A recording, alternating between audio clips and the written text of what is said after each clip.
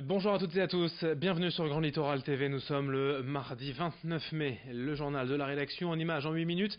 D'abord vos prévisions météo, et c'est de nouveau un temps compliqué et un risque d'orage qui est annoncé dans la région. Décidément le temps reste électrique depuis plusieurs jours, encore des coups de tonnerre, des averses orageuses surtout annoncées dans la région. Et les températures en baisse, 20 degrés à Saint-Omer, 17 à Calais, 16 à Dunkerque. Vous retrouverez les prévisions complètes concernant ce temps orageux, ces perturbations nuageuses et pluvieuses prévues aujourd'hui après ce journal. Et dans l'information du jour, d'abord en images, les travaux du terminal méthanier à Dunkerque depuis quelques semaines déjà.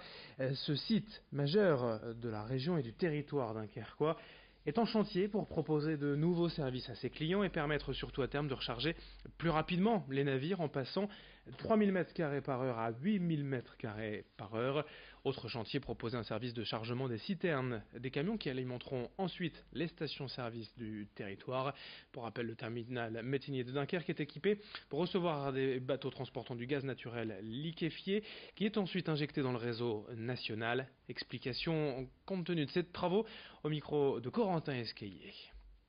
Le plein d'un navire, on parle de quantités qui sont, pour les plus grands porte-containers qui arrivent à Dunkerque, de l'ordre de 10 000 à 15 000 mètres cubes. C'est ça le plein d'un navire, c'est énorme. On ne peut pas le faire avec des camions.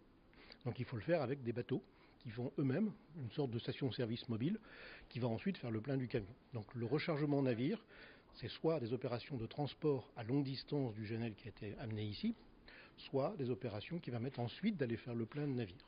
Les premiers flux de camions que nous aurons sur le terminal serviront à alimenter les ferries de la compagnie Brittany Ferries qui font la liaison Ouistreham jusque l'Irlande et qui fonctionneront bientôt au gaz naturel liquéfié. Les ferries étant des bateaux plus petits que les porte-containers, on peut faire leur plein sous la forme de ce qu'on appelle des isocontainers, qui sont des sortes de citernes roulantes, un peu comme les containers que nous avons et qui se chargeront ensuite dès 2019 sur le terminal.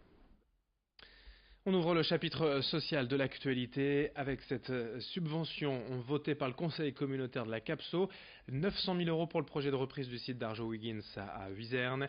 La cession du site a été négociée à 2 100 000 € et le projet devrait créer 120 postes au bout de 3 ans.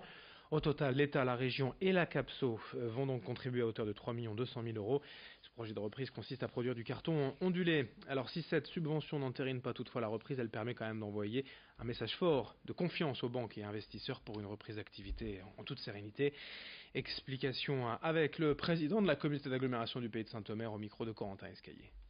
Nous avons voulu, et région et communauté d'agglomération, passer ce message-là, nous engager par une délibération. Ce n'est pas du discours, nous nous engageons à mobiliser notre budget pour soutenir financièrement ce projet porté par Henri Bréban pour faire revivre ce site industriel. Et donc les banques ont aujourd'hui finalement une seule question à se poser, c'est souhaitons-nous accompagner le projet pour qu'il puisse se réaliser ou laissons-nous ce projet se terminer sans qu'il puisse se réaliser. Social, toujours à Dunkerque, les salariés de Minakem étaient à leur 12e jour de grève ce vendredi. Un mouvement social provoqué par la baisse des primes d'intéressement, un manque à gagner de 1 300 € en moyenne par an pour les salariés du site.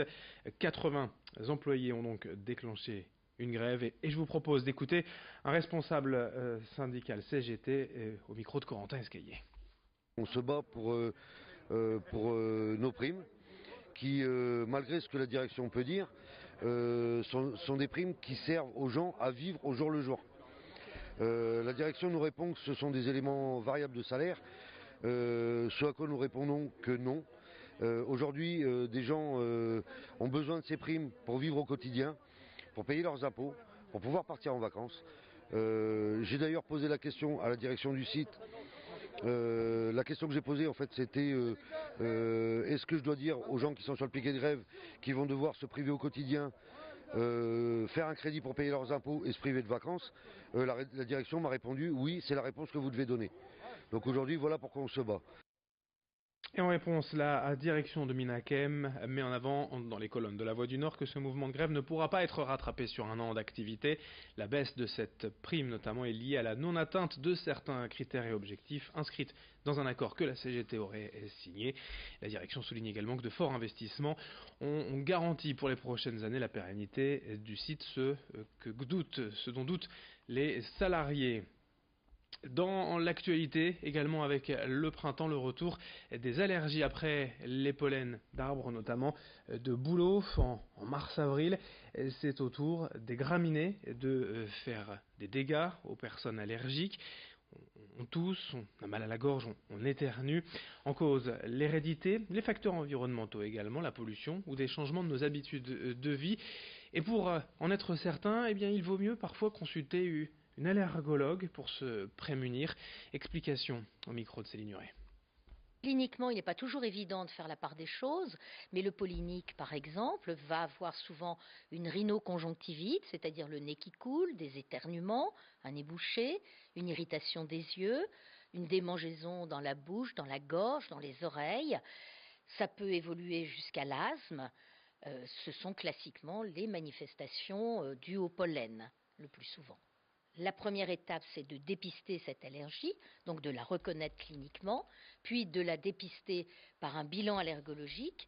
L'allergologue va faire des tests cutanés, va faire des dosages sanguins d'anticorps allergiques pour définir précisément les allergènes en cause et dans le décours pouvoir proposer un traitement. Et pour finir cette édition, également quelques images du concours Demain J'Europe, lancé par le Conseil régional des Hauts-de-France pour inciter les lycéens à donner leur vision de l'Europe de demain. 200 lycéens ont ainsi travaillé sur des projets d'action concrètes pour renforcer l'identité européenne. Explication avec une des lauréates de ce concours au micro de Vincent Villers. On a participé au projet Demain J'Europe organisé par l'Hauts de France et on a créé une plateforme collaborative sur internet qui va permettre de regrouper tous les bâtiments du patrimoine des Hauts-de-France pour que les citoyens puissent joindre les fichiers, etc. On est parti, on nous a posé la question déjà si on ressentait l'Europe auprès de nous et du coup on se disait que non. Et en fait si, il est partout, donc on a trouvé des projets qui sont près de chez nous. Et puis on a regardé un peu comment on pourrait les mettre en valeur, donc on a eu cette idée-là. Alors on a fait une esquisse pour l'instant, mais on espère la créer par la suite. Ouais. Et c'est la fin de ce journal. Dans un instant à suivre vos prévisions météo. Très belle journée à toutes et à tous. Ensemble évidemment sur Grand Littoral TV.